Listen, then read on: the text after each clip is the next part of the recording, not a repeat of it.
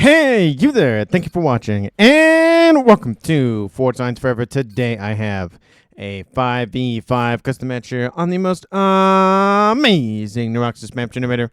So let's go ahead and introduce our teams and our players, starting off with Team 1 in the north and ending with Team 2 in the south. Starting off with Team 1's eastern player, we have in Amethyst Purple, it is Corn playing as a Cybran. He is a 1600. To his west, we have in Glow in the Dark Green, it is Luca playing as a Cybran as well.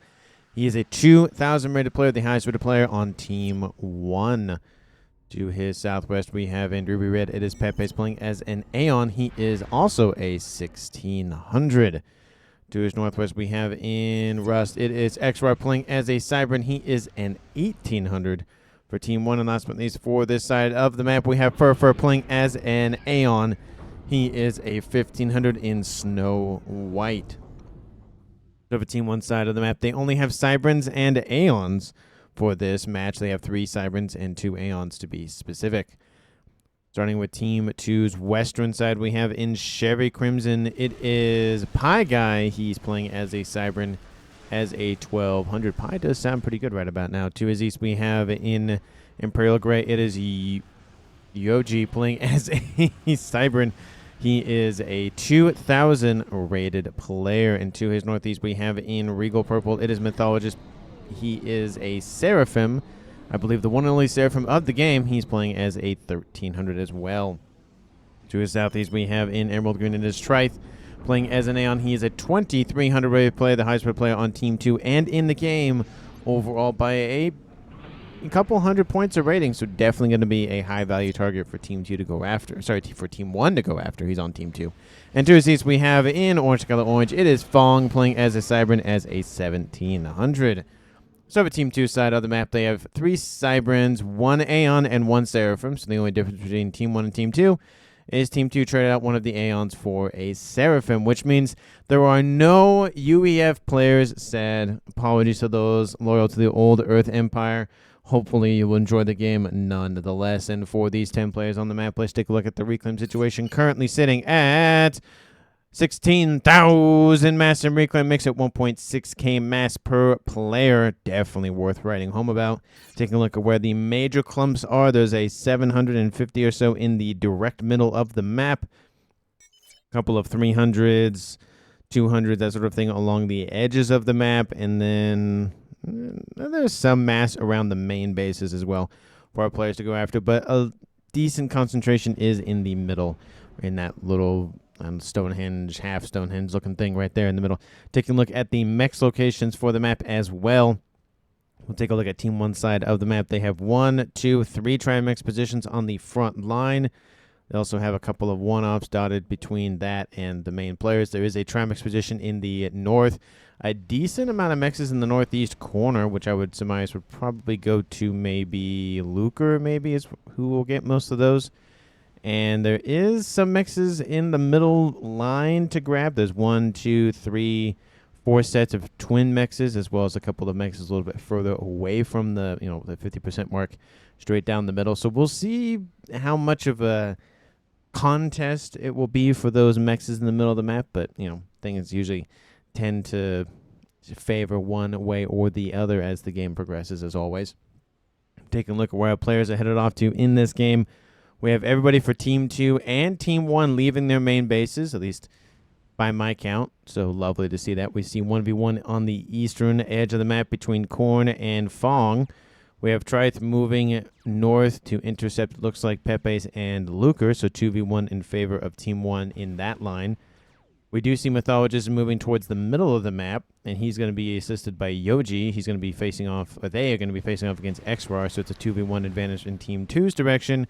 And in the western edge of the map, it is Fur versus Pie Guy, so 1v1 on that side. I wouldn't be surprised if a lot of the action in this more western half kind of shifts more to this center. There's just more land to maneuver around. This is going to just be a little bit more annoying to deal with. So once the reclaim is scooped up, they'll probably just be ignored. We do see a little bit of skirmishes happening here in the east. We have forces from Fong and Corn getting into it. Looks like Fong wins the tiny bit early game strike there, but of course we have Pepe's comes in and wipes both those comms out.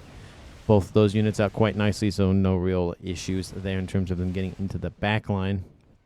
We do see the units from Fong not heading northward, they're heading northwestward. It looks like he's just trying to maybe slow down Trice's opponents for now. Maybe we'll see Mythologists hop over the little upper plateau.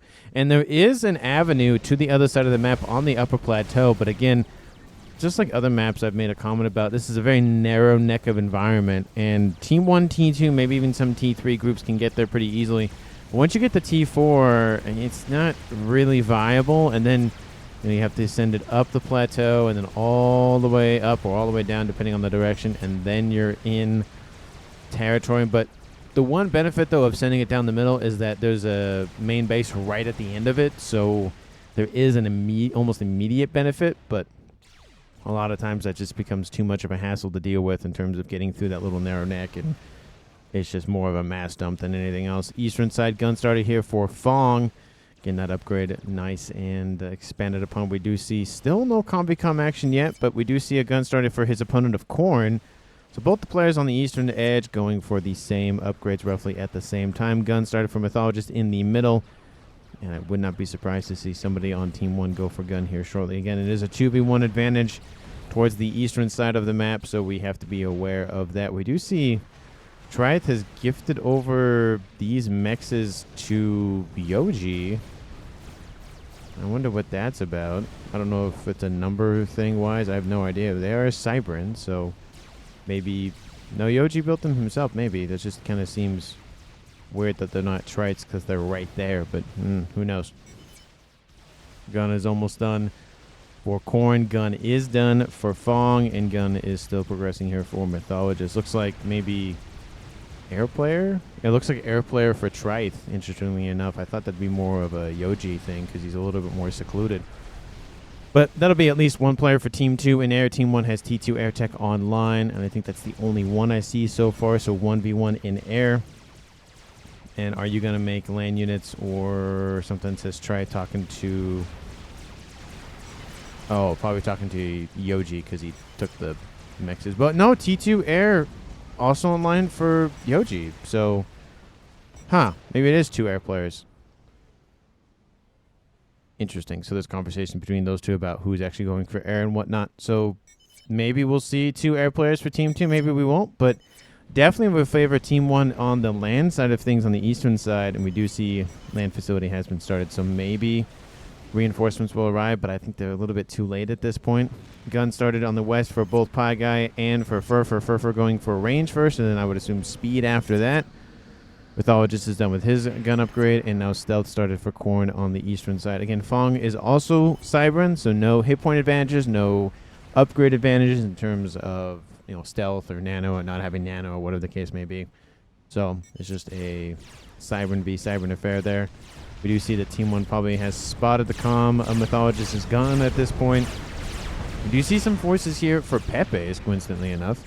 Thought he'd be focusing mainly on the eastern side. And the units and structures transferred over to Trite. So now he's going to micro those forces on the front line instead of Yoji. We'll see if that T2 air facility comes into play or not. He does pause the construction of a gunship. So maybe he'll use air units mainly instead of ground ones. Speed started on board. Furfur's comm in the west as well, so he's going for the pseudo Aeon Sniper Commander. He just needs to go for advanced range to get the actual sniper capabilities on board. And nothing really materializing so far in the middle. The game's been a little bit of a slow one, but hey, sometimes it just takes a little bit to get that crescendo to go, and then once it goes, it just does not stop. T2 started on board Yoji's comm. Range started for Trite. Going to go for speed, I would assume, next. Team 1 being a little bit more hesitant on pushing in. They're going for a T2 facility on the front line, so getting most likely Blazes, maybe some Obsidians. We see some T2 gunships running around here now for Trite, and Team 1 probably will see those gunships. We'll even see some Swiftwinds inbound from him as well. And I would assume speed is the next one on the menu. Maybe he'll go for sensor package, but advanced range has been started for Furfur in the west. He is going for a sniper commander. He hasn't gone for the shield upgrade yet for the tank capability on board, but at a minimum, He has that long-range gun started here for XR in the middle. And Mythologist slowly starting to push in. Some Jesters being a little bit annoying here for him. And he has some Interceptors inbound to deal with that. So shouldn't be really the issue there. Stealth on the eastern side here for Fong. No nano upgrade as of yet. And we do see some gunships inbound for Triath going after the P-Gens, it looks like. Getting a tiny bit of an AoE on those explosions to deal damage to at least Lucre's comm. The gunships are dealt with, or at least one of them is. And it looks like, yeah, they're trying to build AA weapons. The gunships will not be enough, and they will be denied at a minimum, but it is a distraction nonetheless. It does allow Triath to move in. He did not go for the speed upgrade. He just went for the range upgrade. And he'll slowly eradicate a couple of those assisting engineers. T2 PD coming online, maybe shortly, maybe not. Lucre falls back. And again, probably should have gone for speed. That would definitely help out kicking out Team 1 there. But again, it is a 2v1 advantage. So if the comms for Team 1 can get into range, then they can take out Triath. And in the west, conflict between Furfur and Pie Guy has commenced. It is the first combi-com action of the game. And I think Pie Guy's going to go for the kill here. Furfur's advanced range upgrade has been canceled. And it could just be a murder-suicide situation. We have Pie Guy at 1 star. We have Furfur at 1 star. And again, T1 PD online. EMP'd for now. I think it's going to be a murder-suicide. If he can do enough damage to the comm, that's going to be it. Ooh, he drops into the red. Pie Guy's... Oh, there he goes. There's the murder-suicide. Team 1 and Team 2 score the first kill and deaths of the game. Mythologist surrounded by XY forces in the west. Mythologist dropping very, very quickly. There he goes. That's a second kill for Team 1. Remember me, I died for the team, says Pie Guy, and it is now a 4v3 in favor of Team 1. We have Pie Guy and Mythologist dead for Team 2 and Furfur dead for Team 1. Yoji will claim the western side, and we'll see Yoji. Bro, you are banned from my game, says Furfur. About what? What's that? Oh, he's talking about Pie Guy, maybe. Anyway, Stealth started on board X-Rise comm in the middle of the west, and Team 2 Strife continuing to push. Again, probably go for the speed upgrade. Probably, maybe, probably.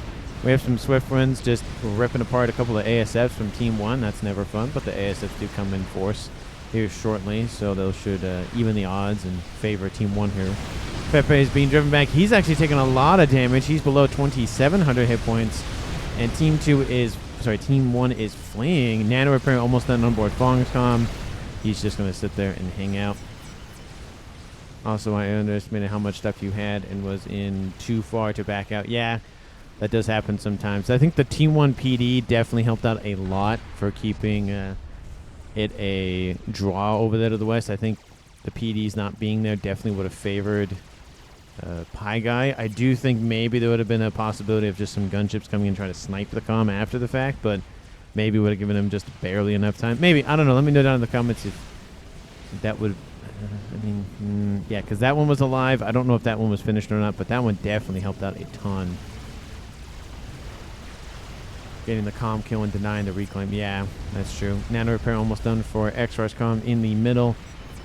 And Nano is now started for Corn. We have gunships still running amok. And again, we have to watch out for Pepe's. He's dropped to 3,200. He is slowly getting up there, but just not doing too hot. We could see another snipe. Again, Nano repair now done for X-Ray. He's not going to be sniped anytime shortly. We do have Yoji now on the front lines. The one benefit to the style of map that this is there's a lot of pinch points, a lot of kill boxes just kind of dotted around the map, so it makes it very easy to hold places. It gives more of a benefit to more defending players rather than attacking players. The middle of the map is kind of just, you have to get through it to get to the other side of the map, of course. But at some point, even if Team 2 were to push in, Team 1 can easily hold up in this little ridge position here. You have, obviously the plateau there. You have a couple of little sections. You can put some PDs here. Like, it makes it very difficult to invade with large armies. So the game is going to definitely lean towards more longer range elements. So I would assume we see some nukes, we see some artillery, we see maybe a game ender. So we will just have to wait and see. I don't know who wins. I don't know any of that. All I just know is that the game works, and that's about it. Yoshi's pushing forward, going against some rhinos. And that is going to slowly push in a little bit. But we do see a lot of Harbingers now on the prowl for Team 1's X-Bar. So those are definitely going to wipe out those Ilshis very, very quickly. T2 gunships inbound. I would assume they're going for those units to the west. ASF moving in to counter. No. Looks like they're going to take the air fight, and then they're going to go for the comm. They can see where the ASFs are, and they're going to wipe out that little T2 gunship. Eastern side, kind of just a back and forth, but nothing too crazy. ASF's pushing in, and are they going to take the fight? I don't think they're going to take the fight. I thought I was just making a comment about something. I don't know. Transports maybe is what it looks like. Oh, drop. Yeah, drop. That's what I was like. I heard drop, and I was like, that's not a word that I know of. Gun started here for Pepe's.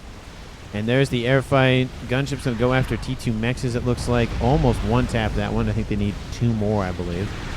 And the ASS for Team 1 win the fight, and Team 2 took it, so that's unfortunate.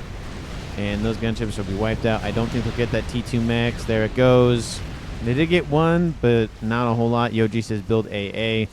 Just because Team 1 won the fight. Definitely a smart play there. Advanced range starter on board. Peppers is calm. He's going for a sniper. And Fong continuing to push. He has to be careful. Again, it is 4v3 in favor of Team 1. So if Team 2 drops another player, it'll be a 2-to-1 advantage. And this early in the game, yeah, that'll give a lot more eco to somebody on Team 2. But the APM will slowly tick. Actually, not slowly, but faster. More quickly. Whatever. It's some adjective faster than Team 1, and that will definitely favor Team 1 in that regard. No upgrades as of yet, just besides that range upgrade. See bricks being deployed by him. Is he going for T3 air? No, he's going for transports right now. I think it's just going to be a focus on air for Yoji. Yoji is on triple base, and Trith is on 1 base, and Fong is on 1 base. We do see Team 1's XR is on double base. So a little bit favoring Yoji in the ego situation. Overall, Team 2 is in the lead by about 40 to 50, and then right now it's about 30. Stop changing the numbers too fast. I'm trying to do a rough, accurate count. But it is favoring Team 2, but it's not a terrible amount ahead. So Team 1 does have a lot of chances to catch up. Again, the one focus is going to be how much of the map does Team 2 control, and how much of it are the mexes built. Because right now Team 2 is slowly winning the eastern front, and the western front's kind of up in the air for now.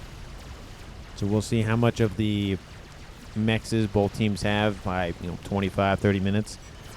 Eastern side, we see another attack inbound from Korn, and there are some bricks to help assist, and that might just stop it entirely. Yep, there goes that. We even see some EMP units, those loyalists. Very, very, very, very good unit. Again, they're not good for mass engagements, but they're really good for dealing with TAC missiles, dealing with run-bys, dealing with all that sort of stuff. They can EMP when they die as well, so it makes them very useful. Essentially, it's like a chicken, but very, very small. You rush them in, they EMP all the units, and then you come in right after them with bricks or whatever else and just roll over them. So it's a very useful unit, but it's not one that's built for just smashing into one another and calling it a day. So it's more of a tactical unit, I think would be a better way to put it. T2 PD, T1 PD, that's not going to be enough to hold those Harbingers. Autumn's over here to the east with nice little T3 mobile shielding. That's definitely nice. Definitely needs more of the everything for both teams, but I think specifically Team 2. Because they're going to play more defensively, which will net Team 1 a little bit bigger percentage of the middle to the west. The eastern side, Team 2 being a little bit more aggressive. And that's mainly because there's 2 players versus essentially 2 players. And on the west, it's 2v1. So kind of leans to that more defensive operations there. And Autumn's retreating. I don't know where they're going, but they're going somewhere. And eastern side, nothing crazy, just reclaim efforts as well. It looks like they're splitting the forces, so maybe opportunity to have these units run by. What is that movement order? Dang, look at that, just snaking back and forth. Is that an... Oh, that's an air scout movement. That's what that is. Yeah, look at that. It's just snaking back and forth. Interesting. We do see Pepe's has shield, advanced net, advanced regent, advanced net. I can't even... Advanced range. Ugh. And speed, which means he's Aeon mini tank, Aeon sniper mini tank. And those Othams not doing too good. They're kind of slowly being wiped out by Team 1's XRAR. And transport inbound gets shot down. Lovely attempt, though. And that definitely would have caused some havoc on the western side. I love how there's just one mass storage right there. So he's losing out on almost one mass per second just because that's mass storage right there. Nope. So this is... Why? Why is that there?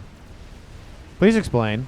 Why is that there? Not, you know, in the corner of the map or in somebody's main base or literally anywhere else. Why is it on the front line right there next to a whole bunch of PGens? That's asking for it to be blown up by almost anything. Is there a TMD next to it?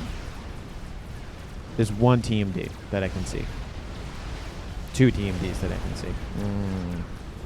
Yeah, I don't like that. I don't like the don't like it. Fur spots artillery. Oh, he's talking about T3 artillery. Yeah, it's not looking good for that fire base for Team 1. There's a couple of absolvers in there. Love to see those units being deployed. And units on the eastern side. Corn doing a very good job trying to hold them off. He does again have Nano on board, so he's a little bit better than just his box standard commander for dealing with it. If he was, you know, no upgrades, he probably would maybe make it out of there perfectly fine. Another overcharge kills off another brick. There's one remaining, but there's more inbound, so maybe not. And that group of units is slowly getting by him. There's a little bit of a, you know, cliff they have to go around. And this is where I'm talking about, where defending is a lot easier on this map because it forces the attacking player to go into a small box, and then you can just line up a whole bunch of nonsense, and you can just focus fire in that box and kill box. And yeah, look at this. Try's just not gonna let Team 1 get anywhere near his nuke. I'm just flabbergasted why it's that far. That is almost in the middle of the map. So Triumph is at pretty much the middle. Eastern side, we have Team 1's Corn defeated by Fong's bricks. I was kind of surprised he didn't deal with all of them, but I guess not. That is a kill there. Drops this game to a 3v3, and I would assume that Luca would inherit the base there. If he gives it over to Pepe's, I wouldn't be surprised, but I do think Luca's probably going to keep it. So apologies for not being super zoomed in on that kill, but it definitely knew what happened to him, why he died, all that sort of stuff. I did think it was fine, though, but maybe he just wasn't doing enough damage with overcharge. He probably would have ended up being. Shields are trying to hold, but there's a lot of T3 trebuchets nearby, and that is not looking good. Now there's some counter artillery online. Oh, shield is down. Shield's back online. Is there a... Oh, there's absolvers shooting at the bricks. That's pretty funny. And again, this is all a delaying tactic. That nuke needs to pay off. It's almost built. Don't tell me you're going to... Oh, okay, you're not going to do the launch it right up into the air and then land it right on top of Pepe's. That would be very, very mean. Drop saying Fur. Well, some of those units can't go. Actually, none of those units can go into the water, so that's not really going to do anything. And the attack near Yoji's base slowly starting to materialize. But again, this is the whole defending is a little bit better thing. You can see the narrow neck that these units have to go through. There's the nuke. It's outbound. Nuke really says Fur. And it's going for the base of Pepe's. There's no SMD there. Team 1, do you have an SMD? No, you do not. No, you do not. No, wow, nobody has an SMD. That's a really early nuke as well, before 25 minutes. And here comes the nuke. Kaboom! There it goes. First nuke of the game wipes out almost the entirety of that base. Nice grab there. And look at all these units. They're conga lining to an environment that they can't really go in. Like, they have to be transported up there. Not teleported, transported up there with these, you know, T2, T1. They don't have T3 transports, but, you know, the T2s and T1s. So this is... Oh, okay, this transport's coming in to assist. Okay, I was going to say, I mean, you have to get them over somehow. And pretty OP unit, huh, says Trith. And we do see the retreat of Pepe's in the east. Transports they're being pinged saying, hey, you got to take those out. That's what they're going to use to get those units over the little cliffside there. I love the idea of that. The only problem is that obviously Team 2 saw that.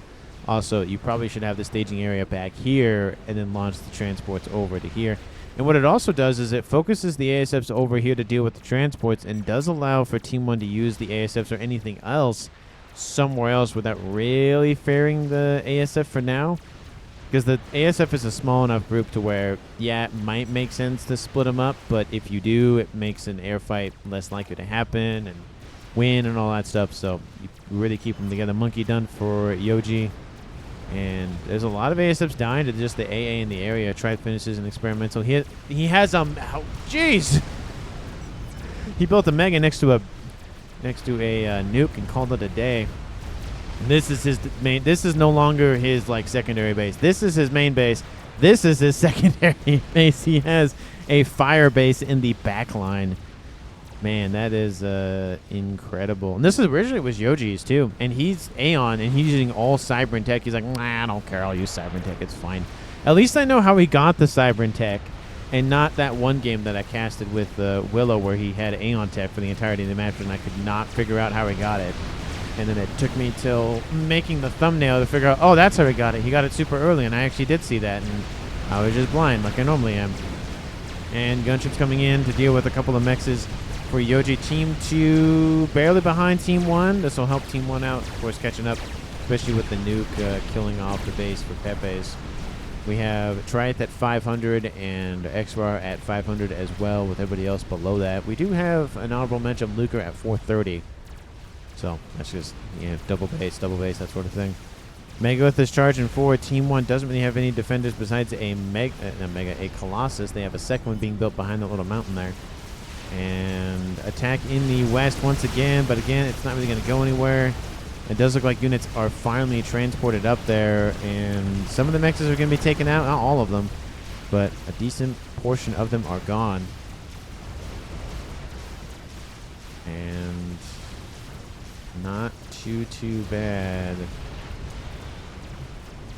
Team 1 again is retreating, but that nuke is definitely a concern. It is loaded once again. Is it oh, it's going to fire again. There it goes. And one thing you don't actually hear with most of the time, because I'm zoomed out, and I think a lot of casters are zoomed out, is the fact that there is actually an alarm that sounds, which is, I think, very interesting. Oh, oh, it's going to be close. Oh, I think that extra less amount of time, because the nuke has to travel not as far this in this game rather than normal games. Ooh, that's gonna hurt. Oh, is it gonna fire? Is it gonna fire? Is it gonna fire? Is it gonna fire? Is it gonna fire? It fires and it misses. Kaboom! Oh, that's gotta hurt. And the SMD isn't dead. 100% says Luker. Yep. Ooh, that's gotta hurt. That. Ouch. Ouchie, ouch, ouch. Yeah, it actually, that's the rough part, is it actually did fire, but because the nuke was so close to the ground, by the time the SMD arced to try to catch up to it, it already landed. That is rough. That is rough. We have a crab versus a Colossus that's already damaged significantly. So that crab will probably win the fight. There is some gunships, there are some gunships, and there are some harbingers. So there is some assistance from the air and ground, but I do think it will be a net win for Team 2. We do have the artillery landing on the Colossus producing facility to the north with a second one. Oh, did those? Wait, where's that artillery? Did they all get wiped out? Looks like they all got wiped out. Where'd they all get wiped out? What? It must be the gunships that wiped them out. And those must have been just the last shots. That's the first one. Okay, that is the second one. Yeah. And we have a resurgence in the army to the west for Team 2's Yoji. Trieth finishes another megalith. It's just nuke and mega, nuke and mega, nuke and look at that. Yep, it's just gonna be nuke and megas all day, every day. And he has air, and his teammate Afong has air. Everybody on Team 2 has T3 air. We have some strat bombers online. Team 1 has lost their main air grid. Looks like maybe a secondary might be built somewhere. T2 air. Nope. And nope. GC down on the western side for XR. So Team 2, as soon as they win the air fight, will win. They'll have air for pretty much the entire match. There goes Pepe's to bricks and grab and whatnot. That's another kill for Team 2. Drops this game to a 3v2. First time in their favor.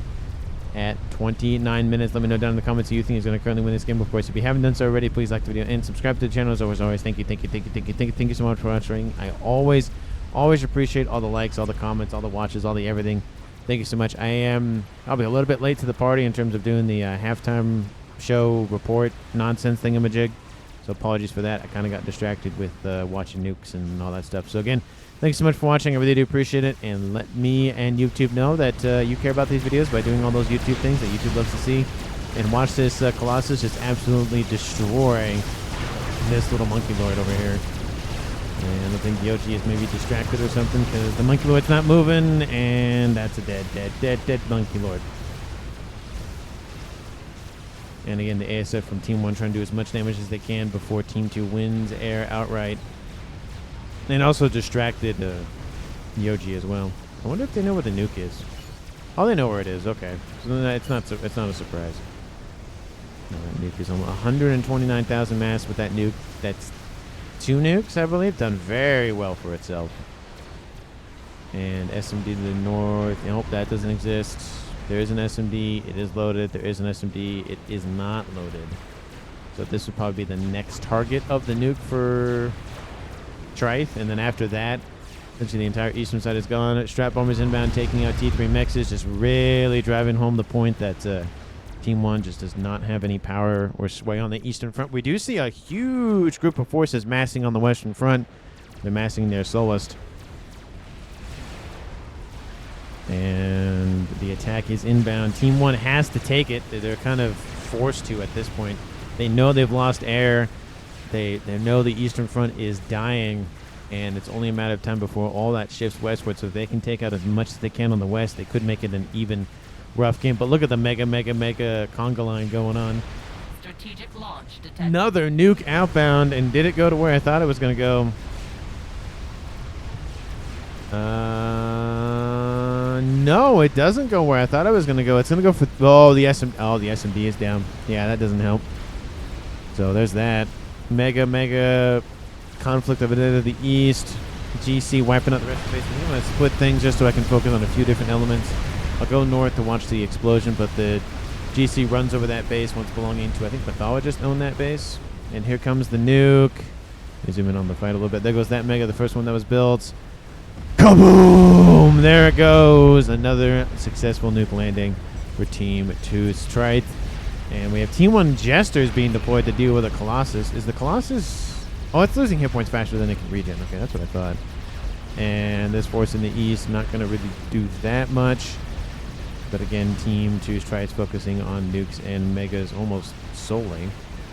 Gunships being thrown at this very quickly. Trying to deal with the incoming amount of units from Team 1. Again, they have to do as much damage as possible. If they could take out the air grid, they could make it a rough, even game in the air and make this game go on a little bit longer and maybe catch up to air. But at a bare minimum, Team 1 needs to do some amount of damage. This base of the West isn't that much of a concern. The air grid is the concern. And I think they might actually get it. We have Restorers inbound from Trith. We have Yoji. Of course, this is his base. We have Fong bringing in forces as well. Everybody doing their best to defend the air grid. And I don't think it's going to be enough. Team 1 just pushed too far in too quickly. And again, I think that Monkey Lord dying definitely helped perpetuate this attack. And I think I can end it because there's been nothing going on the eastern front of the screen. And not looking too good for Team 2's air. T2PD being essentially eradicated as it's being built. And the Colossus is the focus. There's the Colossus that's down. But there's still all of the Harbingers, all of the everything else still here. The T3 Pigeons are the target, of course. There's a lot of Asylums in there, so they're not going to offer a lot of damage. There goes the remainder of the Pigeons, and the air grid is down. And again, Team 2 still has a tiny bit of air, and we do see an air grid being actually expanded upon right now, just to get back into air as quickly as possible. Is that an SMD being built? It is an SMD being built very slowly. And Nuke is not doing too hot in terms of loading. Looks like somebody's out of power. He's probably producing, restorers very quickly to help assist. But that's pretty much the end of the land attack. There's a couple more bricks and a couple of units running around. But for the most part, that attack is done. But it wiped out 2 bases, and it's still going on just a little bit more. So Team 1 did a very good counterattack there in the east. Mega is down. Tons of Loyalists, tons of other units being thrown together. This crab being held together by duct tape and glue and all that paper mache or something. That crab is down. Team 1's going to get 3 crab wrecks, one after the other to scoop up. That's definitely going to help out operations in defense. SMD is not loaded, but is built at a minimum. And it looks like there is a monkey and a couple of GCs inbound to the east to help assist. And that's a lot of mass that's sitting on the Team 1's doorstep up there. Lots of hives wiped out. That's not helpful. And looks like T3 land headquarters is going to be the target. It's being repaired as well, but I do think they're going to get it. So they lock out Cybrant Tech, at least on the eastern side for Luker. They'll have to get those engineers to build Team 1, T2, T3 facilities. Once again, yeah, there's the Team 1 facility started just to repair and get that thing back online. Again, 3 crabs right there. That's a lot of mass. Actually, how much mass is on the map in total? 34 minutes on the clock. We're sitting at over 300,000, almost close to 400. So enough to build anything in the game, and then some.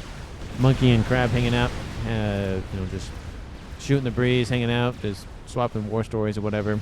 Nuke is about to fire. It's not going for Luker's base. Interesting. It's going for this base. Oh, the bricks are in the base. The SMD is not loaded. Ooh, that's not good. I'm going to assume those strap bombers took out the other one earlier.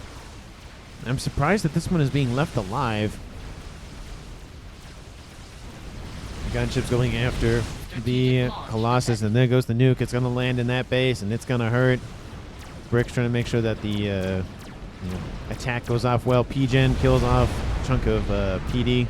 And the Brick's actually going to go to the edge of the plateau to try to survive the blast. We'll see if that actually happens or not. Get some popcorn or roast some marshmallows or something. Oh, that'd be a really good thumbnail for the that nuke might actually clip him. Oh, if it goes a little bit further north than I think it will, then it might be far enough. Oh, let's see. Hold on. Who knows? Are you going to be enough? Kaboom! That's some roasting some fireworks. Roasting some marshmallows there. Dang. Oh, they weren't that. Okay, they weren't that close to being killed. 226k mass. Yep, pretty strong unit. Well, it is pretty easy to counter, to be fair, but yeah, I feel like the SMD definitely, the nuke definitely would have been served better over here to wipe out this base, but I do think Team 1 is maybe going to focus on that nuke, maybe, and I think he knows it. Western side has lost 2 of its bases, both belonging to XWAR. Team 2, surprisingly enough, not that far ahead in eco. Of course, 2 of their bases have been wiped out, so it's essentially just blow for blow trading over there. But we have 2 Colossi and a Mega. That's the one that's been alive for a while now, and still no efforts to reclaim. Oh, they're slowly reclaiming. Actually, no, they're building AA, not even reclaiming. Ooh, and they're going for that nuke. I don't think Team 1's taking kindly to that nuke. I'm surprised it took them this long to come for it. That nuke is in danger. And you can see it's like, I'm in danger. That is definitely what's going to happen here shortly. That meme is definitely going to come into play at this point. So there's the nuke right there. You can kind of see it. There we go. Going to get a nice little view on it while the soothsayer, the crabs, and everything fight. 1 GC is down. 2nd GC is very, very healthy. This crab is going to be the last hope for breaking through the shielding. I don't think it's actually going to be enough. Team 2 Cerberus tickling that Colossus's feetsies and just making him dance like a crazy person. And losing hit points. And there goes the Mega. There's a monkey inbound. Ooh, but there's some bricks inbound. All they have to do is target that nuke. The shielding. All they got to do is just turn around, target the nuke. Target actually they're both at the same hit points. Target the nuke, that'd be better. There's some P-Gens being hit. That's not the P-Gen you should be shooting at. If you blow up that P-Gen, that's going to kill off some of your own forces. Ooh, there's that monkey. Monkey's not going to get super close. Oh, they target the shielding. They're going to target the P-Gen now, but it's too late.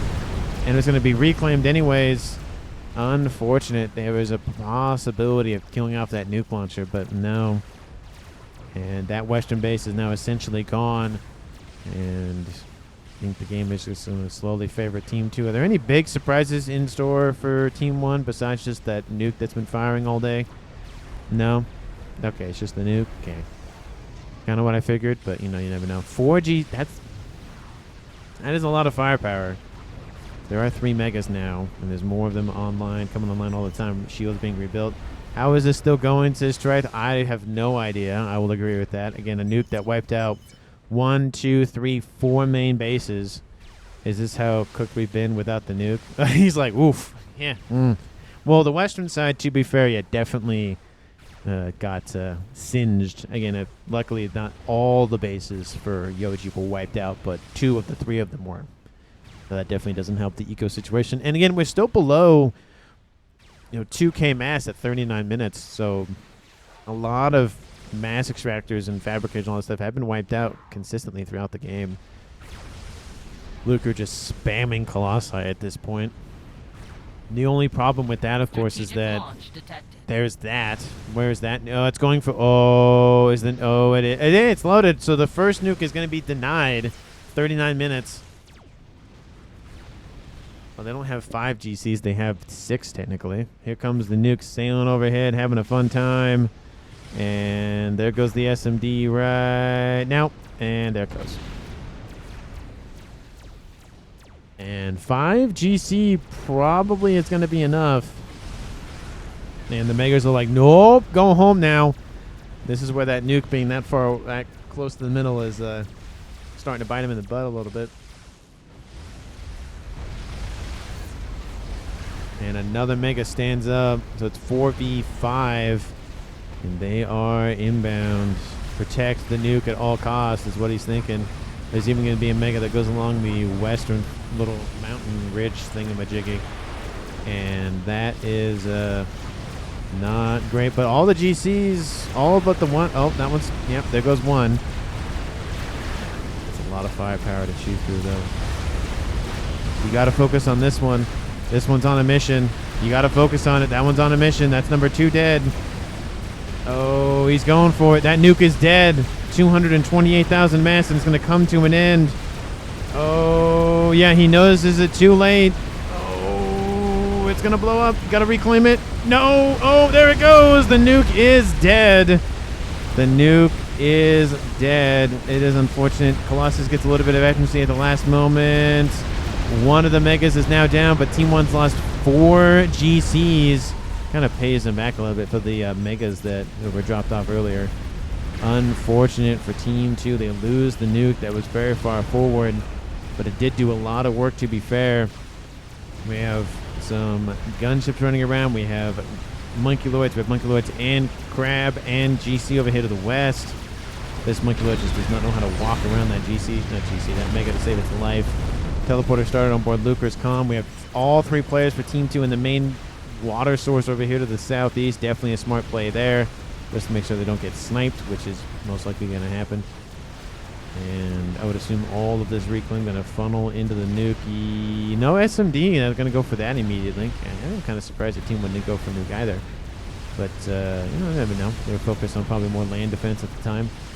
Lots of flak running around. The gunship's going to have to flee from that.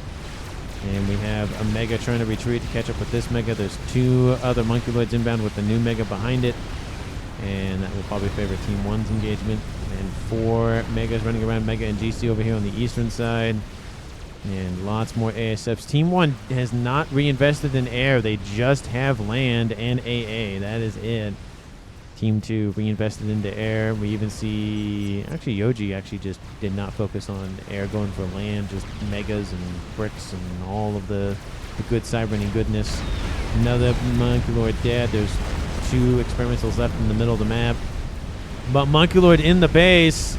A little bit too late, unfortunately, to wipe out the SMD before the nuke comes. But hey, you wiped it out nonetheless. There's a new SMD there. It is loading. So there's that backup coming to play quite nicely. And there's a new Omni sensor coming online. Looks like they're going further into Team 1's base. 1.6 to 1.4. And will you rebuild the nuke? Will you rebuild it? I don't know. Looks like the answer to that question is probably no. teleporter almost done for Luker. Team 1's losing a lot of mass still. And this base, again, being a thorn in Team 2's side. Should have probably launched that nuke over there. Gunships overhead to take out the forward operating base here for XY. Lots of AA. And the gunships are going to sacrifice themselves to deal with it. Ooh, that's a lot of dead gunships. But that does allow the ASF to come in and help out. There's even still more AA right here. Just not doing good there. But the tide is still turning in the western side for Team 2. You can see that gray wave is inbound. And the green wave over here for Triath is inbound. Yes, not going for the nuke. That's kind of unfortunate. He's just gonna funnel it into the crabs at this point. 2 crabs, 1 GC versus 4 crabs. This one fine. They're all, this one hurting a little bit, but the other ones are fine. This one does have 3-star veterancy though, so not terrible, not great, but not terrible. And that Mega's gonna die. There's another one that's about to take some damage. Now this one's almost at full HP. Imagine if there was a UEF in this game. Imagine the billion nukes that would be happening right now. Oh, yeah, that's a not in good engagement for Team 2's Megas. Oh, yeah, it's kind of echoing what happened earlier. Yeah, there's the first Mega dead for Team 2. First dead for Team 1. Here comes the GC to come say hi. We have units on the ground in terms of T3 Loyalists. We have some Deceivers. We have some Bricks. We have all a bunch of stuff. And just a traffic jam happening right here. Western Front. Megas continuing to push. Team 1 trying to spam up Monkey Lords. SMD should be almost loaded. So, hey, there's that. And there's another, even on top of that, another SMD because why not? Still surprised no nuke, but, you know, maybe he just wants to win with land units. Don't blame him. You know, sometimes it's nice to just use land units. And the Megas are just fleeing. They're like, yeah, we don't care. Don't worry about it. Yoji finishes an experimental. And Luker's team recalls. They're like, yeah, I guess it's not really worth it for them. The game could have gone on for maybe another 10 minutes, maybe. But I do understand where Luker is coming from in XR as well.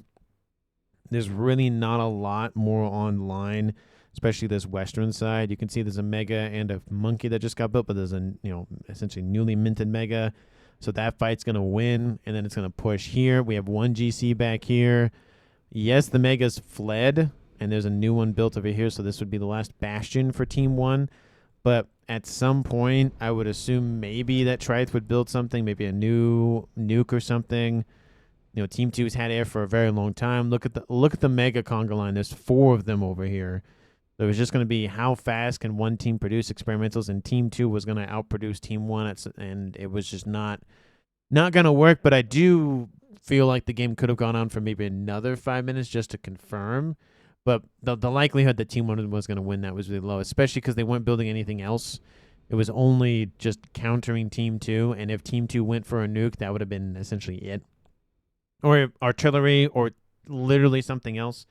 But let me know down in the comments what you feel about the game. But MVP, I mean, you got to give it to the guy who kind of put Team 2, you know, on top, and that was Triath. Again, did not really build a lot of Aeon Tech, built Cybern Tech, built a nuke, and said, oh, let's just build it here and launch it and cut down travel time a little bit, and wiped out a whole bunch of stuff. Only 1 nuke was shot down in the course of the game, and it was unfortunately killed off by the Colossi, but hey, it didn't last a lot longer than I thought it would. So again, thank you so much for watching. I really do appreciate it. If you haven't, because why not at this point, hit the like button and subscribe to the channel, and I will see all of you in the next one.